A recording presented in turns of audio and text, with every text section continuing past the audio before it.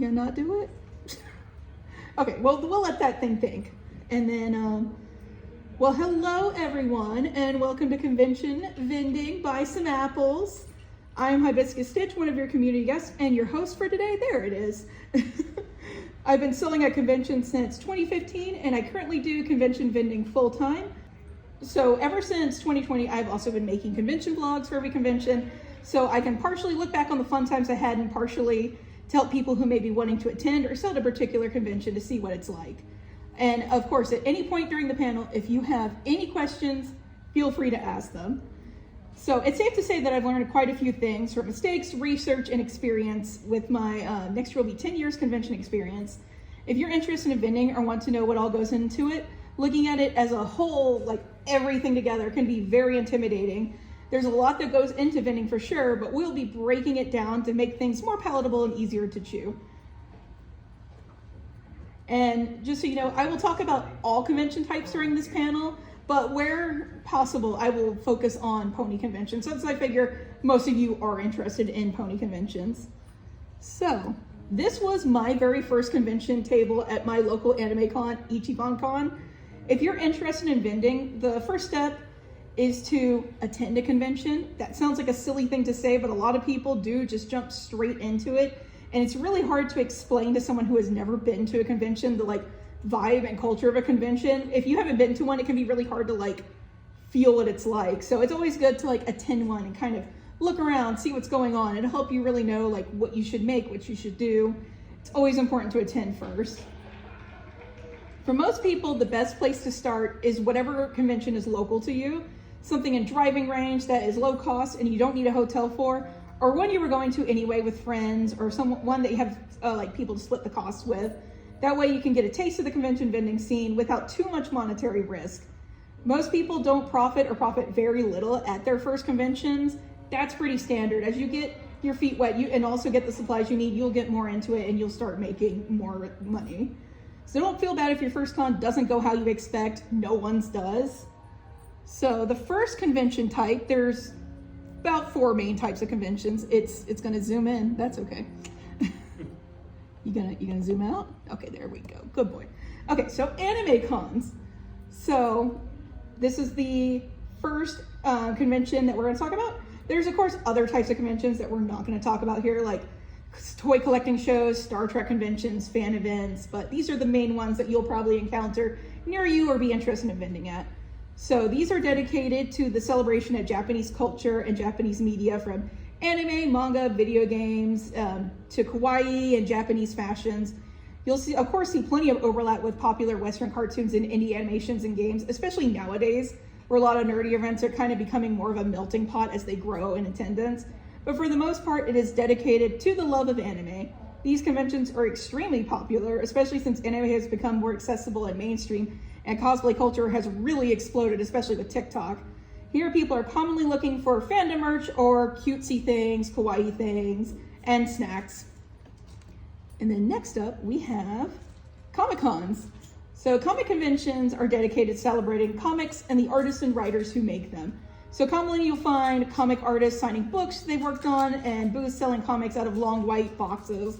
With comic movies making comic heroes more mainstream, there has been a lot of growth and change in the comic convention scene, and they tend to err towards the side of families attending together. You see primarily families, where anime cons you see primarily groups of friends, especially younger teens, younger 20s. And here it's an older crowd and families. There's still cosplay, but it isn't as anime focused and more superhero and general nerdery. Exceptions for San Diego and New York Comic Con, which are big things. They're their own beast.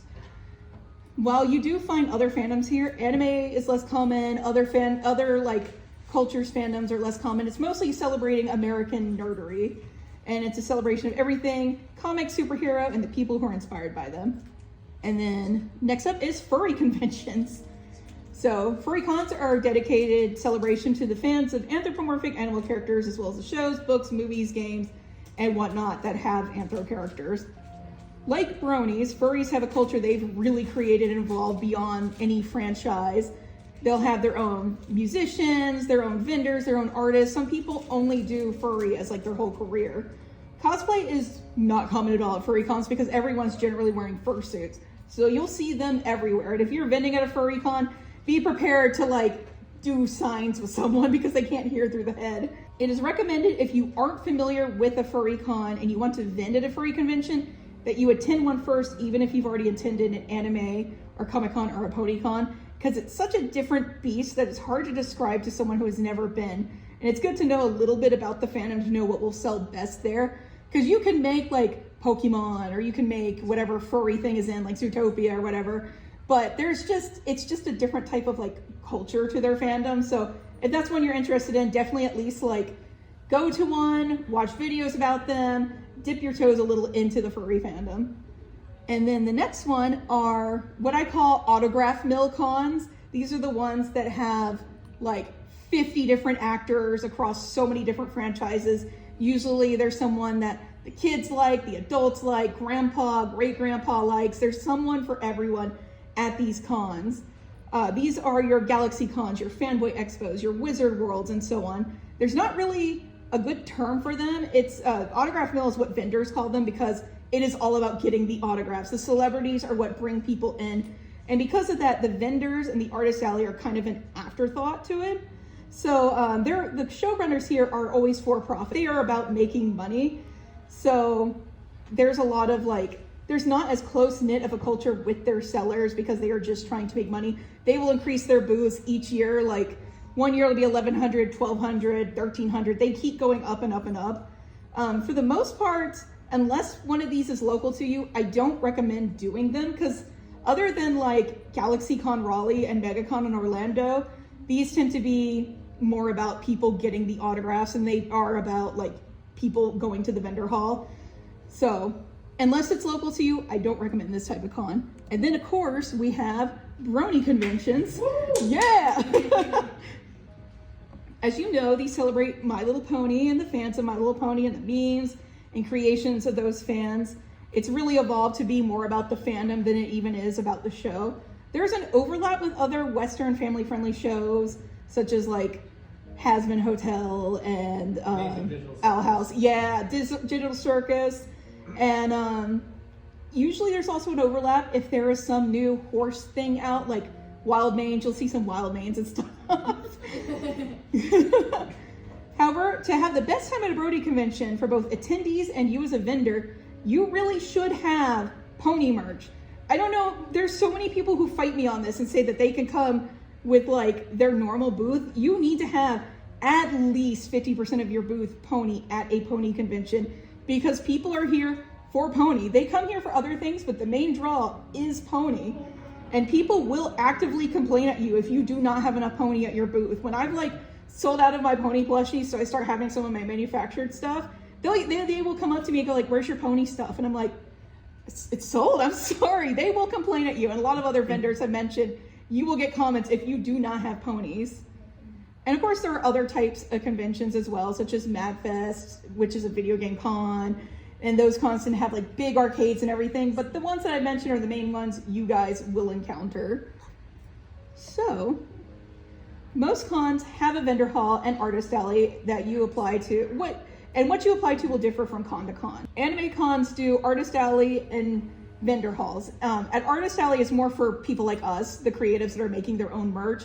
Vendor hall is more for merchandise resellers. Artists can sell in the vendor hall, and I do at a few shows, but there's usually stricter rules on fan art over in the vendor hall, but you do get more space.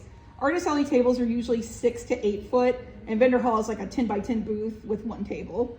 And then you can bring extra tables and set it up kind of however you want. Comic cons and autograph mill cons vary a bit. Sometimes artist alley is the same as anime cons, and sometimes it's only for print artists and comic artists, and anyone who makes plushies or textile art is shoved into a crafter alley where they pay more for the same space, but usually it's in a less ideal position in the vendor hall. I don't do cons with that sort of distinction, and I have opinions on crafter alleys, but I won't go into that here. But the vendor hall at these cons is generally resellers, same as the anime cons. Brony cons have just the vendor hall, and it's full of us creatives and some pony resellers as well. Everyone is together, which makes sense because the fandom is so driven by creatives. And furry cons are the same way, where the vendor hall, which is called Dealer's Den, which is kind of cute to me, is for everyone, and resellers are extremely uncommon here and often discouraged. People in the fandom will go to Twitter and complain about resellers in the vendor hall because they're like, that's a spot that could have gone to a furry artist. They also have an artist alley at FurryCons, but it works a lot differently. Usually it's first come, first serve. You get like a 3-foot space on a table, and you have very strict restrictions if you can even sell like pre-made merch at all. Usually these booths are focused on you taking commissions because furry is so driven by artists. All right. So types of applications, if I can speak. So you know where you want to sell and what you want to sell, but how do you get into a con to sell? So there are 4 main ways you can get accepted to vend at a convention, and it varies from con to con what they do. There's no catch-all for any one type of con, but what method the con uses is normally stated on their website, as well as like their rules. I always recommend going over the rules of where you're applying to, because some of them will have like 50-50, where you can have 50% fan art, but you have to have 50% original. Some are like fan art's okay. Some vendor halls won't even allow fan art at all. So you just have to read the rules. Pony cons is whatever. We of course have fan art because we love ponies. So first of all, there is first come, first serve. It's usually pretty simple. You pay for your spot and you're in. This is pretty much common for Comic Cons and autograph mill cons. You go to their page, see if there's still tables left, click on it, you're good to go. Sometimes it's a mad dash for more popular shows that use this method. Like sometimes minutes or even seconds and they're all gone. Still, some will still do first come, first serve, but have you fill in an application with your portfolio as well, so they can vet people, make sure you're not selling bootlegs or traced art or AI generated images, since most cons do have rules that ban AI generated images, bootlegs, and traced art. Then there's jury, which is the most common, I'd say. You apply for a con with your portfolio, and then the convention's team of judges will go through and find artists who are the best fit for their show and send acceptances to those artists. If you are not accepted for a jury con, don't feel bad. Some of the cons receive hundreds or even thousands of applications, and each con's judging team has their own certain way that they're looking for things and that they're judging. All you can do is try your best and keep improving your portfolio. And then there's also lottery, which is exactly what it sounds like. You apply, and then the con will put everyone in a big pot together and randomly select people to vend. As same with first come, first serve, often lotteries will also ask for your portfolio so they can make sure for the same things that it doesn't have anything they don't want. And then there's also the fourth method to get into a con, which is some cons day of will have people that don't show up for a table. Like currently in the vendor hall, the person that was originally next to me didn't end up showing up for some reason. And because of that, someone else was able to take that table. Sometimes that just happens. Sometimes something happens on the way there. Sometimes something happens in the week leading up. If you are not able to attend a convention or claim your spot, always let the vendor heads know as soon as possible, so that way they can pick someone from the wait list or pick someone that's their day of to take that spot. So if you have a local con you're interested in selling and you show up day of, there's usually rules on the website about it, but you might be able to snag a table that way too. So when you apply, most cons will ask for a portfolio. This is my portfolio for furry conventions. Whether that's judging, whether that's for judging or a quick check for quality or integrity. Some cons will allow you to use a social site like Etsy, but I don't recommend that just because sometimes things will sell out. If you have your shop on vacation mode, they can't see your portfolio there at all. I find what works best for most cons is making a website or adding a section to your website that is just the portfolio images on their own. This is what I do. I just have like a gallery, and then under this I'll have booth examples. Most cons want to see 12 to 24 images of what you'll be selling and a few table pictures to show what your setup will look like. If you don't have a table example yet, that's totally okay. You can either do a mock-up in your house with your own table. You can draw an image that will give them an idea. You can do it in Photoshop, like Photoshopping your products on a table, or do some 3D modeling. They just want to know what to expect from your table. So if you don't have one yet, don't worry about it. Just have something to give them an idea of what you want. And I also like doing this because I can make different portfolios for different cons. Like my pony portfolio is just nothing but pony. Furry, I have a bit of a mix of different things. Anime is just going to be anime plushies. So I like having different portfolios for different conventions. I find it helps me get in easier if I kind of have a way to cater to them. Hopefully this gives you an idea of how to do yours, and make sure to always change it up as you make new things that you're proud of. There is no set time for how long the applications will take to come back to you with accept, waitlist, or reject. Cons get a lot of applications, and especially after COVID, there has been a huge boom in applications. I know KatsuCon 2025 had over 2,000 applications for 175 spots. So it can take a bit for the cons volunteers and judge team to go through everything. And it's another reason why I say don't feel bad if you don't get into a judgment con, because sometimes they have a lot to go through. Don't do that. Okay. If you aren't accepted, you may be placed on the wait list. What that means is that if anyone drops out or can't go or doesn't meet the payment deadline, they pull people from the wait list to fill those spots. So while you may not be in from the first round, it's possible to get in off the wait list. Conventions can be very expensive if you're vending. There's travel, hotels, business cards, food, badges, manufacturing costs, fabric costs, subscription fees, parking fees, so much to consider. It can be overwhelming to think of everything. So we're gonna try and break down some of the costs so you can kind of have an idea of what to expect. And the most unavoidable cost is the table fee.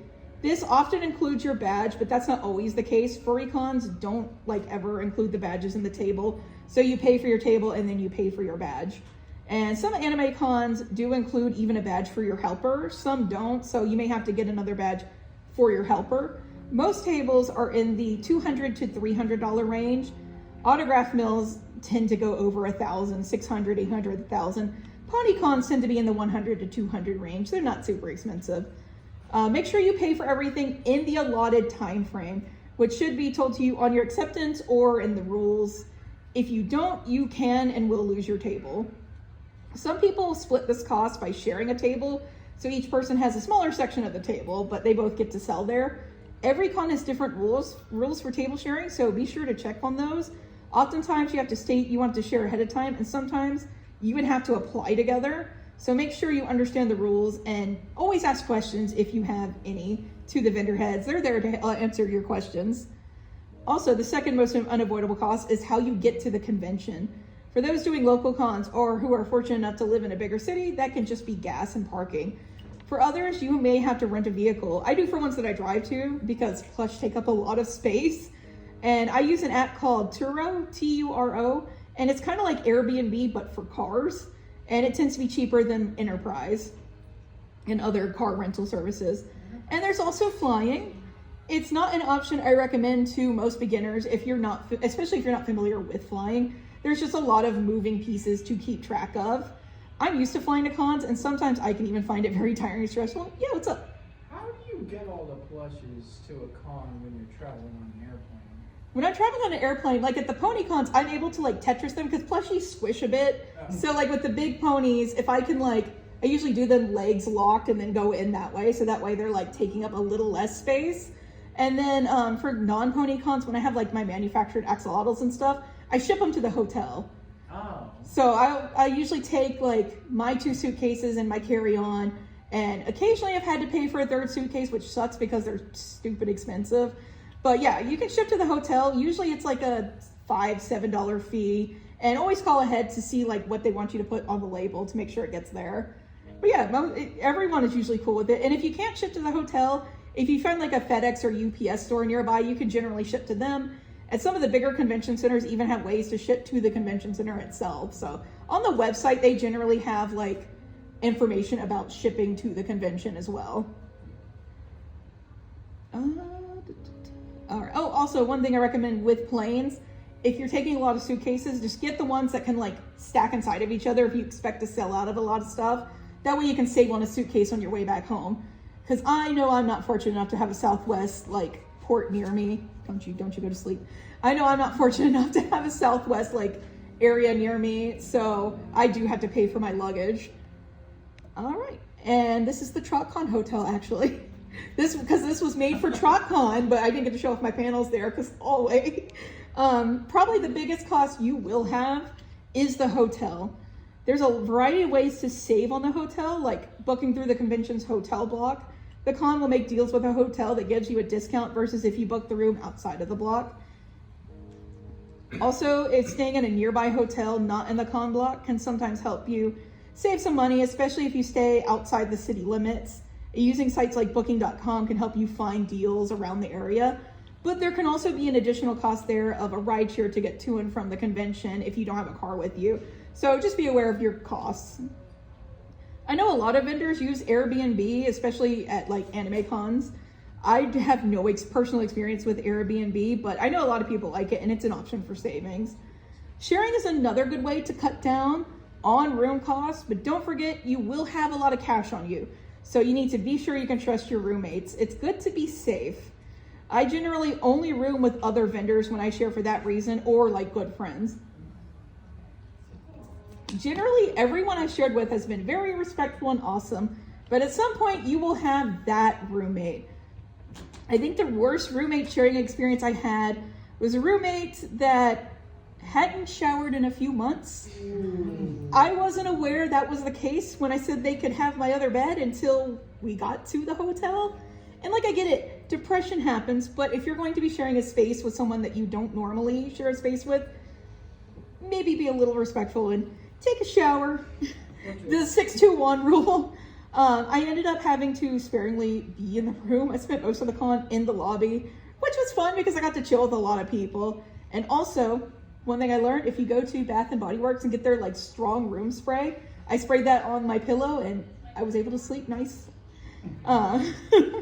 So yeah, it ended up working out in the end because I was able to find ways to get around it, and I was way too awkward to say anything to the other person about it. But yeah, if you will definitely have situations, there's always that one roommate that you'll have a story about. So just find different ways. You know, when you're sharing with someone, communicate, talk to them, everything. So the next unavoidable cost is food, drinks, snacks, that sort of thing. If you're looking to save the most money, most hotels have mini fridges and a communal microwave. There's not really individual room microwaves anymore after COVID. And you can take a quick trip to Walmart or Target or DoorDash from a convenience store and pick up different meals to eat in the room and take with you to the table. Definitely make sure you're able to have something in your belly during the day. And some hotels will even have like a Starbucks or something. So if you need to like run out and grab a sandwich real quick, it's there for you. Just make sure you have drinks, make sure you have food, stay hydrated. If you don't think you'll have a chance to, it's good to have a refillable water bottle to save money, but if you don't think you have a chance to like refill it at all, you can buy a pack of water. That way you just make sure you stay hydrated. Also, if you book an off-site hotel, you can find one with a continental breakfast. That's a free meal, maybe not the best meal, but it's a free meal, and you can even pack away muffins and bagels from it in your bag for a snack later. And for me, I save on food leading up to the convention, and then I indulge a bit during the con, trying different local places. I always recommend a small celebratory dinner you splurge to reward yourself for a con well done. Treat yourself. And if fellow vendors invite you out, take a chance if you can afford it. It's a great way to get to know your fellow vendors and make contacts and friends. So those are the big during con costs. Most of your other costs will come before the con starts, or minor things you forgot, like a hairbrush, which I lost my hairbrush. I don't know where it is. I had it in the room yesterday. Where is it today? I have no idea. So I'm gonna have to buy another one. You will always forget something. I have a list app that I make with like a list of everything I need to pack, so that way I can check everything off and then uncheck it to start again for every con. But every con, I always forget something. You'll forget something. But usually hotels will have little convenience stores so you can grab whatever you forgot. There's also Target and Walmart runs, so there's different ways to get your stuff. Your other costs are the supplies you'll need, and those two go hand in hand, so I'm grouping these two together for this section. I know that vendor. Yeah, it's me. Hey, look, Mom, it's me. Okay, the most exciting part is figuring out your display. The very first supply that I recommend is your tablecloth. While most cons do provide a simple black or brown one, like here at Ciderfest, they provide black ones for us. Having your own will help you stand out and also can help you set the base of your theme. For my pony cons, I have a lavender tablecloth because my pony Sona is lavender. For non-pony cons, I used to use a lime green tablecloth, but I've been experimenting with this pink plaid one lately. There is no wrong color choice as long as it's what works for you and what you want your aesthetic to be. And you don't have to immediately go out and find a fancy tablecloth. A lot of beginners will use a disposable one to experiment with colors. People will often use flat sheets from a bed sheet set. You can find those at like Walmart for like $5-10. So they're not a super expensive option and also fit bigger tables. You can also find like fabric at Joann's or whatever fabric store you have near you. And you can also go to the thrift store and find some tablecloths that someone has donated. Make sure to wash them first, of course. But there's totally different ways things you can use for your tablecloth. I usually get something that easily fits a 6-foot or an 8-foot, so that way I'm prepared no matter what the setup is. Most tables are 6-foot, but occasionally you will get the 8-foot one. And I also recommend a banner of some sort. This one is my non-PonyCon banner. It's a pricier expense, but it's an easy way to communicate your brand and add interest to your booth. There are several different kinds with varying costs. There's the vinyl banners, which you can tape or pin or tie with the little grommets on your booth. These are generally the cheapest option, but they're not very flexible like a cloth one, so they can be a little harder to travel with if you're flying. And also they are very easy to clean because you can just spray it and wipe it off. There's also smaller table runners, which are about 2 to 3 feet wide. And then there's the one I have here, which is about 4 to 5 feet wide and covers most of the table. The smaller ones, you can't fit as much on there. So most people have like their little logo and like their table name. With the longer ones, you have a little more freedom to have more interest on them. So embarrassingly enough, my very first banner ever was a paper one that I printed out at Walgreens, like one of those happy birthday or just married banners. So you can find something that works. And then of course there's a variety of places to get these made. There's Vistaprint, which is a basic print on demand service. They run a lot of sales too. I use them and have for a while. This banner was made with Vistaprint as well as the Pony one that I use. They can be limited and their quality can vary, but the prices are pretty good. There's also Rewind, REWYND. They're a vendor-owned print-on-demand service, and you can have a design that you put in yourself in your art program, and you're good to go. So if you don't have as much experience with Photoshop, that studio might not be as good for you. That's one reason I like to use Vistaprint, because you can kind of like finagle things to fit. And some local places can also help you out here, but local places are often pricier, but it's also nice to have control over arrival time. So if you're on a time crunch, you can get fast turnaround at some local places. So with your tablecloth and your banner, that is the ideal way to figure out your aesthetic. And from there, you can figure out how to display your items. So I forgot to include a slide here. So pretend there's a slide here with a photo stand on it while you're looking at these cubes. If you're a print artist, you may want to spring for a photo stand that you can hang prints off of behind you. There's many different ways to hang the prints from these photo stands. Some artists use painter's tape where they tape all the different prints together. My favorite method is where they'll laminate their prints and then they'll hole punch them and use the metal binder clips to hang them. So that way, if they fall off, because someone's print stand falls over or the prints falls off every con, it's easy to just clip them back up on there. And then also it's easy to take down and fold them back up and put them back up for the next con. Some print artists will also make photo drapes using pipes they buy from Home Depot and fashion them to fit the table. That way you can do more custom stuff versus just the photo stand behind you. And a lot of times what they'll do with those is they'll get the big clamps that have the big metal rods sticking out of them, and then they'll fashion the pipes so they can slide over those metal rods and be sturdy on the table. Another thing when you're using photo stands is to be aware of your photo stand's leg, because they're not poking out into other spaces. A lot of artist alleys have had a problem with photo stands tripping people because they're in other people's spots and taking up too much space. So some of them will have restrictions on them. So just be aware of what you're doing. And another way to hang prints and display merch, if you're like me and don't do prints, and the most versatile and travel-friendly way is the cube storage shelves. These are the bread and butter of the majority of convention artists. You can build them however you want and use them for prints, stickers, enamel pins, plush, pillow, books, whatever you have. Even people who opt for photo stands will often have a few cubes to display things on their table, such as keychains or pins.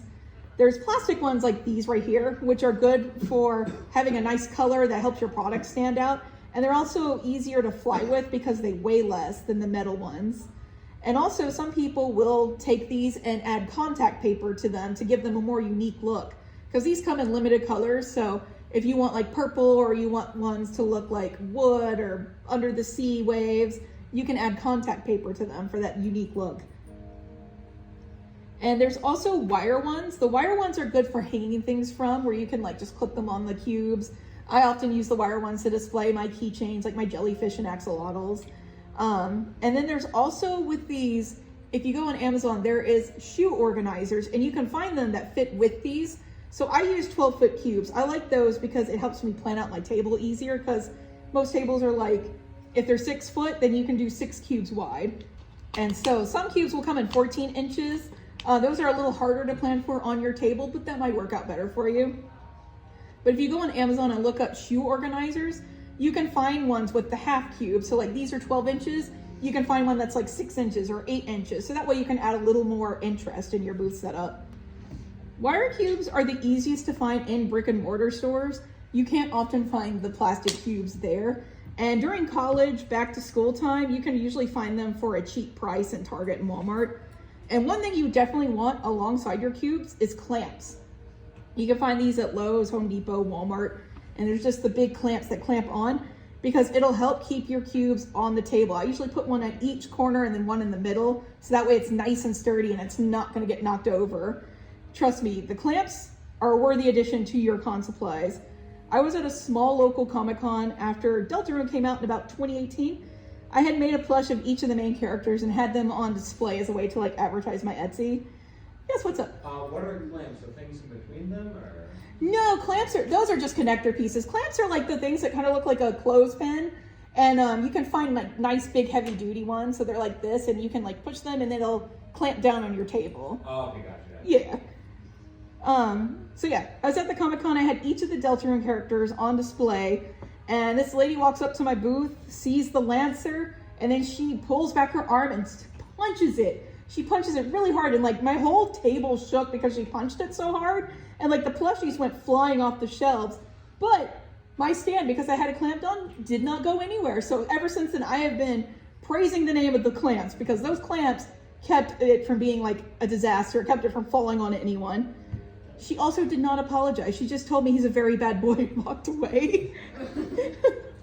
You'll find all sorts of types at conventions. You'll have fun stories of your own. Wake up. So there's also plenty of little things you may need, like clips for price signs, markers for marking prices, price signs, or a printer to print price signs, or using a print service like Office Depot to print things.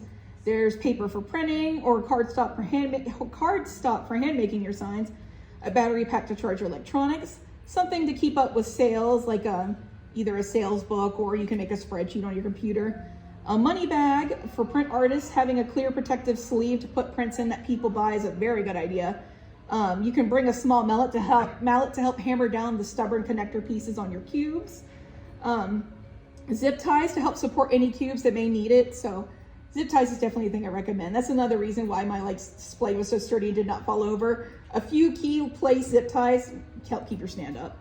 There's so many little things like that. But if you forget something, don't worry. Like I said, Target run, Walmart run. Another thing you may want to do is get little decorations to like spice up your display. This was one of my displays from 2018. It has like little fishnet there, the little seaweed and everything. I used to be really aesthetic with my booth.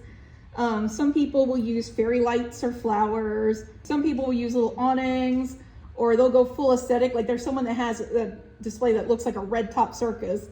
You just have fun, and keep in mind if this is something you would find easy to shop. So if you're looking at your display and you can't tell like what is product and what is decoration, you might want to tone it down a little bit. You also don't have to go super themey if you don't want to. I don't go themey anymore just because I have so many plushies that take up so much space. I keep it more simple, but just experiment and find that balance that works for both you and the customer. Business cards are another great thing to have on hand. You can order them from a variety of places, just like the banners. I get mine from Vistaprint. They should have at least one way to find you on them. So like mine, I have my website on them that takes them to a page with all the links of where they can find me. Some people will have their logo on them. Some use the business cards to show like a bunch of examples of art. You can also print on both sides to have like maximum amount of like stuff on them and visual interest.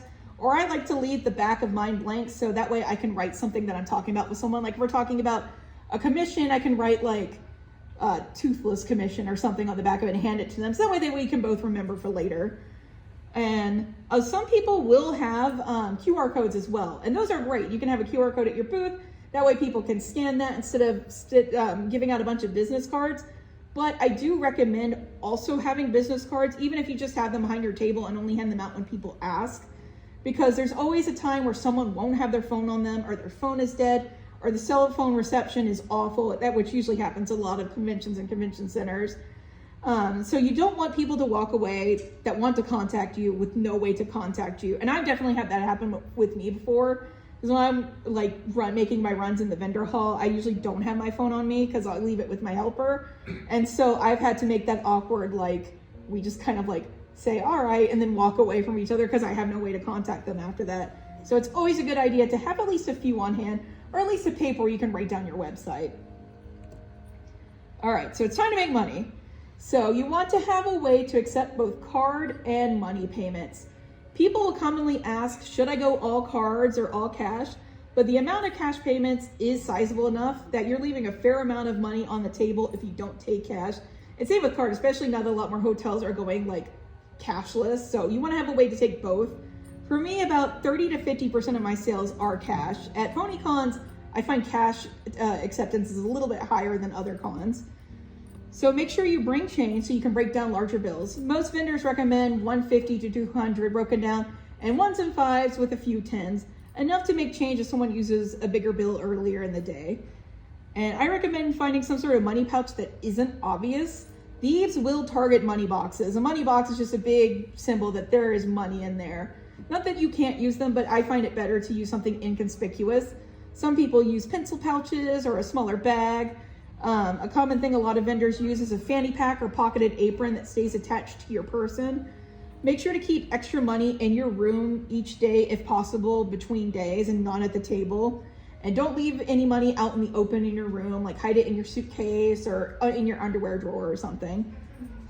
And while we're on this theft topic, let me touch on real quick ways to prevent theft at your booth. Most theft at conventions is a crime of opportunity, a quick grab of something. So I recommend bringing a second tablecloth or sheet or fabric to clip over your booth at close each day. I don't find this super necessary at pony cons because we're such a close-knit group that like theft is really low at pony conventions. But at anime, comic, any cons like that, yeah, you're gonna have to clip down something over your booth. Don't put too many of any one item on the shelves. So like if you have 20 keychains that people can grab, you might wanna just put out like 5. So that way, if someone does just like grab and go, you're not losing as many keychains. Some vendors will even have cameras on their booth. Those are like the Comic-Con vendors. Also, just saying hi to every person that's at your booth can help stop a lot of theft right there because they know you saw them and you acknowledge them. At my first Anime Week in Atlanta, I was all set up and ready to go with my plushies, and the very first person at day one comes up to my booth and they're acting strange. So I'm saying hello to them. And they're like, hi, and then they keep like picking up one of the plushies, and I can see they're trying to dart for it. So I just kept being nice and saying like, did you want to see that? Did you want to know more about that? And then eventually they like tried to put it in their bag, and I'm like, oh, do you need help with that? And then they put it down and walked off. So it can help to be nice. That can deter theft as well. So next up is the card readers. So you want to make sure you have a way to take card. I've only ever used Square, so that's the one that I'm going to be talking about. But there's also PayPal readers, and Shopify has a reader, and other readers out there. I've been using Square since 2015, and when you sign up, they used to send you a swipe fob for free. I think they still do that.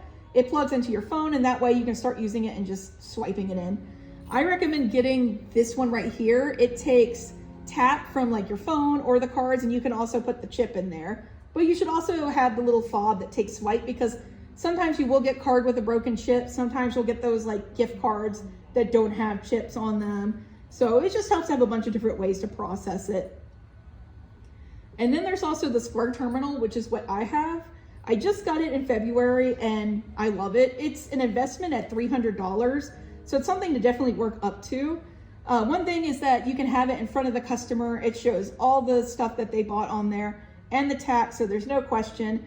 And so that way, like, they can see all the breakdown right there. No, you're not charging them anything you're not supposed to, and then they can do the card themselves.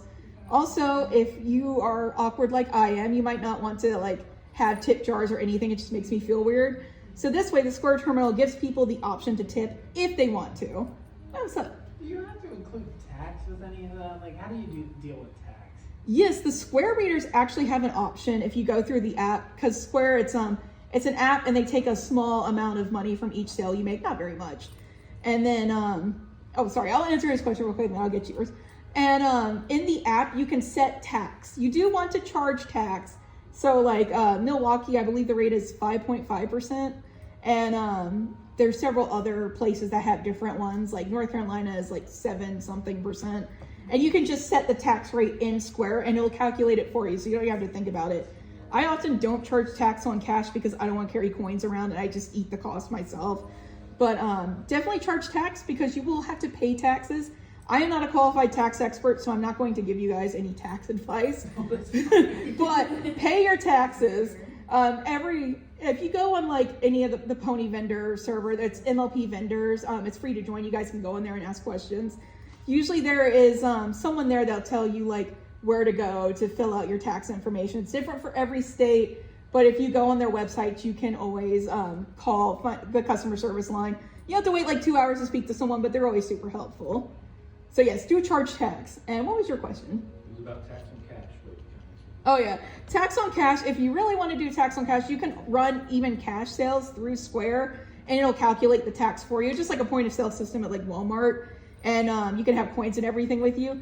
Like I said, I personally don't because I don't want to take coins like on the plane because TSA always stops you if you have a lot of coins. So I just don't deal with it. I just eat a little bit of the cost. But yeah, definitely charge taxes. Oh, and then that's one thing that's adding on to that. Make sure you have any necessary papers with you when you're traveling. So like I had my Wisconsin state tax ID with me because a few times vendors have gotten stopped or pulled over or TSA is inspecting and they're like, why do you have a ton of cash on you? Because sometimes I like to deposit my cash before I fly back home, but every once in a while it's a holiday or I just don't have time because of when my flight is. So if you have that paper somewhere on you, like in your carry-on suitcase, and you have all your cash with you, you can easily pull it out. And then also I like to keep my like acceptance emails for vending with me so I can show like, hey, I was at this event, this is my tax ID, this is the money I made. And that's what a lot of vendors who have had that happen do. And then they're able to keep their cash because if you have a lot of cash and it's seized by TSA or the police, it can be really hard to prove what they took. And so it's often that you're not going to get that back. They're just worried that you're doing something illegal. So if you have all your proper stuff, you'll be good to go. Let's see. Also, one good thing about Square, at my second con ever, I sold a pair of ears and a tail to a mom and her child. It was about $25. Very small amount of money. They left happy. The day moved on. And my friend was hanging out with me. Luckily, he knew more about Square than I did. Well, then the mom marches up to me while we're hanging out. What is that? Okay, go away, HB. We don't need you right now. The mom runs up to me and starts yelling that I've robbed her. And she throws the tails and ears on the table and said that I charged her $900 and wants a refund. And I hadn't even made that much money yet at that point because this is my second con ever. And I didn't know what to do because I know I didn't charge her that much. Luckily, my friend was able to, he took my phone from me and like did the Square and then showed her like, hey, this is your transaction. We only charge you $25. We don't have any transactions for that amount right there. And then she picked up her phone and showed, well, look at this. Is that not your shop name right there? And she held up a phone with a receipt from a shop that was called like something trading cards. So definitely not me. And then I see the kid looking really guilty in the background. I'm like, oh, kid probably overspent on some Pokemon cards. So we talked to her a bit. We show her like, I resend her the receipt because you can send receipts through Square. You can send receipts through Square and also resend them if you need to, or if you know they decline the first time but then want one later, you can always send it again. And that was how I was able to show her that my name is Hibiscus Stitch. That wasn't what I did, and I think she got the point after that, but she was like still angry, so she just grabbed the tails and ears, shouted whatever, grabbed the kid, and then ran off. So it helped save me from an awkward situation. So Square is great. I love Square. Also, if something like that happens, just stay calm. The customer isn't even mad at you, they're mad at the situation. Just listen, explain, and be firm, but not rude. Yeah, what's up? So is there an initial cost for getting Square? Square doesn't charge you anything up front, I mean, other than the readers, of course. They take a small percentage of each of your sales, and it's like very small, it's not much at all. And then with Square, you can either do an instant transfer to your bank each day for a fee, just like PayPal has, or you can let it roll over and it'll transfer automatically at the end of the day. The only thing is, because I often do sales on the weekend, that can take like a few days before it goes through. So I often do the instant transfers. All right. And now comes the fun part, the merch. Luckily, we're almost done, so no worries. What are you going to sell at your booth? I like how this whole panel is about convention vending, and the merchandise at your booth is kind of the least of the things you have to deal with convention vending. So most likely you're going to sell your art, but what form does your art take on? For me, I make plushies, but I just can't make all the big pricier items and call it a day. There are a lot of different types of shoppers at conventions with all sorts of budgets. So I like to have things at multiple different price points so I can have something for every budget. So I'll have the beanies, I'll have some simple embroidery plushies, I'll have manufactured plushies that are a little cheaper to sell. I'll have stickers and buttons in addition to the big ones because not everyone can afford the big ones. Cons are made up of a wide variety of different demographics, and you'll kind of see those as you get more into vending. For example, at anime cons, you have a lot of teens at their first con that are super excited and prone to like small impulse purchases. You also have kids with parents that are spending their own money, so they're agonizing over every single dollar.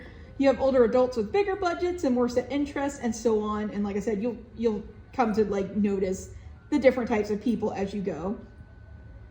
And then, interesting for us bronies, I've noticed that My Little Pony G4 is becoming nostalgic. So a lot of the young adults now watched it when they were kids.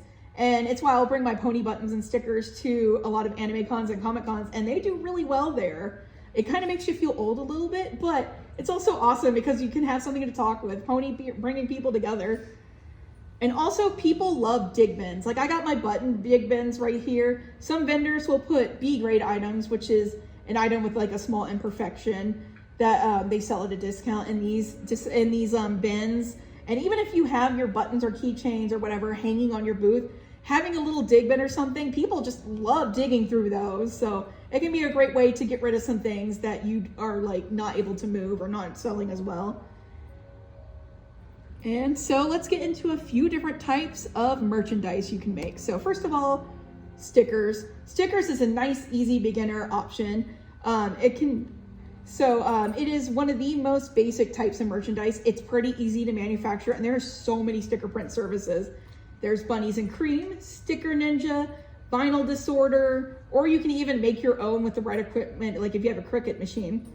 They are low cost to make, easy to display, and they're very popular with a short turnaround time from order to when you get it. Some cons have banned the sale of stickers, usually at the behest of the convention center or the hotel. For example, BabsCon has a ban on selling stickers, so you can't sell them at all there. So be sure to check the rules. With stickers, you can also get things like bumper stickers and sticker sheets and peeker stickers, which is like what you put on your car window and it looks like the little characters peeking out and looking. Those are really popular right now. And then buttons. Another basic merch that is super popular is buttons. You can order them online or make them for yourself. The cost for a button press upfront may be a little bit higher, but it will pay for itself 100 times over in no time because people love buttons. I highly recommend going with the brand Tecre, which is T-E-C-R-E. It is one of the only brands I can 100% recommend and have never had a single issue with. I've had my Tecre since 2017, and it's only needed to be oiled once, and you guys see how many buttons I make at my booth. Like, I make thousands of buttons each year, never had an issue. Afro Thunder has had their Tecre for like 15, 16 years, and it's still the same one. Those things last. I think in the 7 years I've had mine, I've only had to oil it once. So yeah, they are great. Any other type of button maker you get is usually not as good quality, and it's just biding you time until you upgrade to a Tecre. But if you don't want to buy your own button press machine, there are services that you can use that make buttons for you for very inexpensive. A lot of independent artists will also make buttons for people for a small fee. And then we have acrylic keychains. These are also really popular with low difficulty to make. There's an image in the middle, like this Vogue Grace's little mascot here, and then there's acrylic on either side encasing it, so that way it's protecting the image. Little keychains, they're super cute, and the places you can get them is like Vogue Grace, which I highly recommend. Chili Pig and Zap Creatives are some of the places you can get these. And there's also, with Vogue Grace, a lot of different options. There's some with like little danglies. I got this one from Gobi Raptor. You can see it's got little shakers in there. There's also, I think Vogue Grace has one that looks like a little car, and you can put like a custom little acrylic person driving the car. So many different options. And then that one ended up smaller than I meant to. But there's also Bookmarks and Prints, especially smaller prints when you're starting out, because a lot of people love the postcard size prints to like hang in their lockers or put on their desks. People are really looking for more items that are used lately. Prints are still popular, of course, but a lot of people are looking for something with function. So you can also have bookmarks. So they're a great low cost item. You can even print them yourself. For the bookmarks, I recommend an Eco Tank printer and using Epson's presentation paper and matte. You can also laminate them for extra strength. And for prints, there are a ton of good print services such as Cat Print that you can use. And there's of course other things as well, such as sticker books with pages that allow you to reuse your stickers, mouse pads, notebooks, tarot decks, enamel pens, shirts, blankets, dockies, hats, plushies, so many different merchandises. But these ones that I talked about are the more simple ones. They're the most easy ones to make. So if you're a beginner and starting out, those are the ones you want to have because they're the simplest, unless you're like a crafter and making your own stuff, of course. And pricing your items can be one of the hardest things you will do. Don't worry, we all struggle with it. But just because you're a beginner doesn't mean you need to be cheaper. And I will repeat that again, just because you're a beginner does not mean you need to price your items cheaper. You can go around and see what other people are pricing their items at, and you can price them the same. I see that, price your items higher. You deserve your money. So yeah, you can kind of see what other people are charging for them. And you can also ask help from other vendors. Artist Alley vendors and our friends, they're associates, they're not really competitors, so it's not helpful to think of them like that. So you want to make friends with your fellow Artist Alley people, and they'll be able to help you out. And if you forget like your tape or your stapler, which I did for my mystery bags, one of them might be able to lend you one. So they also give you plenty of pricing advice, and they'll also make sure you raise your prices. I know Slush Pony was trying to sell their Fluttershy for $200. I'm like, no, do $300 at minimum, if not more. And they raised it and it sold for that. So vendor friends will bully you into raising your prices. And then if you have a merchandise item that just won't move, mystery bags are a great way to get rid of those. So like if you have buttons or keychains or something and it's just not as popular as you thought, mystery bags. People love gotcha games. They love blind bags. They love the little egg gumball machines. So people love mystery bags. Just make sure that you have something in there that is like it's going to be worth money. It's make sure you're putting something in there that has worth to it. I thought you automatically had it. And I know one time at different Comic Cons, there's like these vendors that have the dragon eggs or like they'll look like Mario coin blocks or companion cubes. And they have just junk in there. Like one time someone had found a VHS tape in there, still sealed in 2019. It was very strange. And I know one time my husband bought one, and in it, was a Han Solo frozen and carbonite ice cube tray that was 8 inches and made one. And it's like, what do you do with that? So make sure there's something in your mystery bag that is worth it. All right, we're now gonna start wrapping up. A common mistake a lot of beginners do is try to get into every con. Like they try to apply to everything. They try to get it, like any acceptance they get, they go to it. Don't do that. Like there's many of them you will find don't suit your needs or your product type at all. You can always look up vlogs on YouTube of the different conventions to see like experiences that other people have had doing them. You can look up reviews online. There's different, on Facebook there's a group called Artist Alley Friends, and on Discord there's Artist Alley Network. And we also have My Little Pony vendors, MLP vendors on Discord as well. And they'll help you, give you reviews of different cons. You can see which ones fit your needs. Just don't get into doing all of them and then you waste a bunch of money on cons that don't fit you. Selling at conventions is fun. It's sometimes frustrating, but it's a very rewarding experience. It's a lot to take in, as I'm sure you noticed as this panel has gone on, and there's a lot of little moving parts to take into account, but as you go on, you'll get used to them. And as you get more experience for yourself and your attendees, you'll make mistakes, you'll mess up, and that's okay because it's an opportunity to learn. Also, you will have con nightmares. Everyone has con nightmares before conventions of crazy things going wrong. I had so many before this convention. I had them even where like I missed my panel and everyone was disappointed in me and then they stripped me of my badge. It's so weird. You will have convention stress streams. It's okay. I kind of like them though because it's like, oh, okay, now I know that this isn't going to happen at the con. But yeah, and if convention vending isn't for you, at least you tried something new. That's something you can save for yourself. So I hope you learned something here about what goes into convention vending. I hope I've inspired you to give it a try or helped you figure out something that you might want to do at your own table. And this panel will be uploaded to my YouTube, so you can go look at it for reference if you didn't take notes or anything, or you showed up late or whatever. It'll be on my YouTube. I'm Hibiscus Stitch. You can find me there. But yeah, thank you everyone for coming and have a great rest of your con and a wonderful vending adventure. Thank you guys.